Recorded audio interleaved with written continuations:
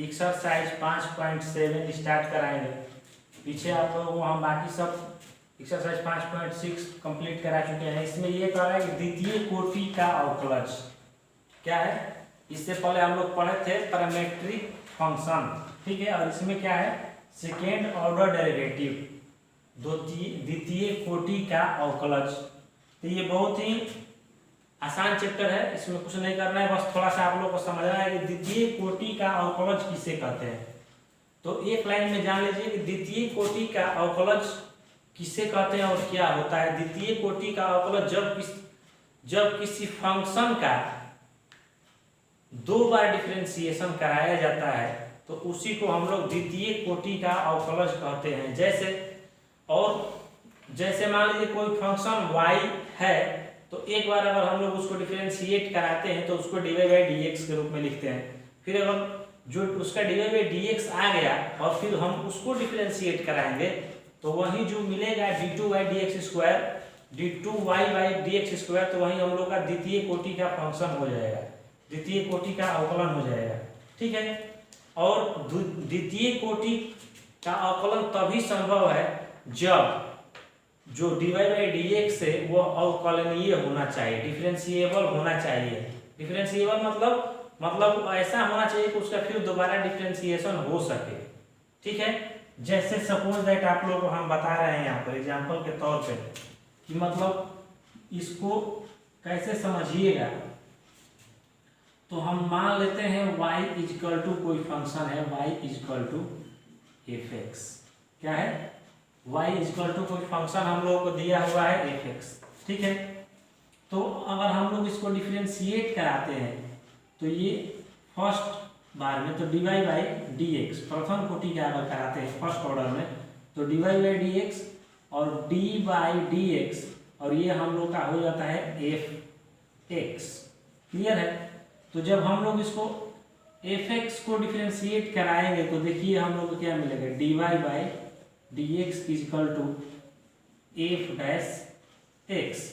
पीछे आप लोग को हम थ्योरी में लिखवा भी चुके हैं कि dy बाई dx को f डैश x से भी सूचित किया जाता है, क्लियर है। ये तो फंक्शन क्या है, ये dy बाई dx निकाल दिए। तो अब इसका dt y by dx square, अब इसका जो ये तो प्रथम कोटि का अवकलन, जब इसका द्वितीय कोटि का अवकलन निकालेंगे फिर इसको डिफरेंशिएट करेंगे, जो हम लोग का डिफरेंशिएशन है फिर इसको क्या करेंगे, डिफरेंशिएट करेंगे। तो देखिए अगर फिर हम इसको डिफरेंशिएट कराते हैं x के सापेक्ष dy बाई dx और dy बाई dx को, dy बाई dx को फिर हम लोग डिफरेंशिएट कराते हैं तो यहाँ पर हम लोग को देखिए क्या मिलेगा, dy बाई dx और ये क्या है f डैश x, क्लियर है। तो ये तभी कराना है, सेकेंड टर्म में तभी कराना है जब ये फिर अवकलनीय हो, ये डिफरेंशिएबल हो, ये dy बाई dx हम लोग का डिफरेंशिएबल हो, मतलब डिफरेंशिएशन करने लायक हो, समझ में आ रहा है ना। अगर ये डिफरेंशिएशन करने लायक नहीं रहेगा तो हम लोग द्वितीय कोटि का डिफरेंशिएशन इसका नहीं निकाल सकते हैं, ठीक है। ये कंडीशन आप लोगों को याद रखना है, क्योंकि d2 बाई dx स्क्वायर तभी निकलेगा जब ये dy बाई dx क्या हो, डिफरेंशिएबल हो, अवकलनीय हो, ठीक है। तो अब हम लोग इसको देखिए फर्स्ट टर्म में तो dy बाई dx, लेकिन फिर इसको डिफरेंशिएट करेंगे तो हम लोग इसको क्या लिख सकते हैं, d2y बटा में dx स्क्वायर, क्लियर है। क्या होगा, d2y बटा में dx स्क्वायर, और जब इसको हम लोग डिफरेंशिएट कराते हैं तो क्या मिल जाता है, f डबल डैश x, क्या मिल जाता है, f double dash x, clear है। यही है द्वितीय कोटि का अवकलन, मतलब किसी डिफरेंशिएशन को फिर दोबारा डिफरेंशिएट कराना, क्या कहलाता है, द्वितीय कोटि का अवकलन। और यहाँ पर नोट में आप लोग नीचे लिख सकते हैं कि ये कब होता है, ठीक है। तो यहाँ पर लिख सकते हैं नोट में कि द्वितीय कोटि का अवकलन, या ऐसे लिख सकते हैं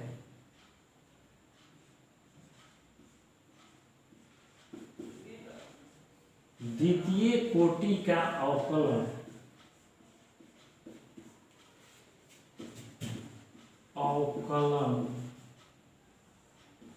तभी हो सकता है, तब ही लिखिएगा, तब ही हो सकता है, तब ही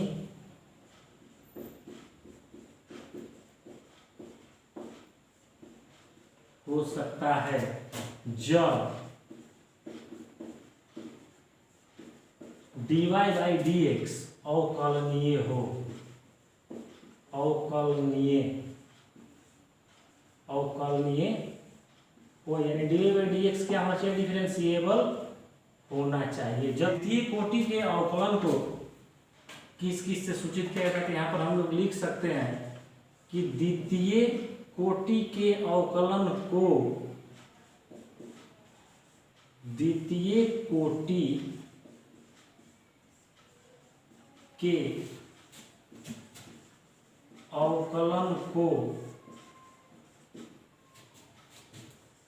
d2, देखिए किस से सूचित किया जाता है, d2 comma d2y coma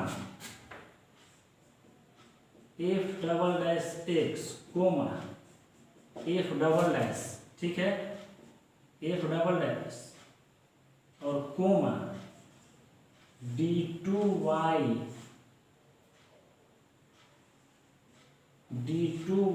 dx square से सूचित करते हैं, सूचित करते हैं।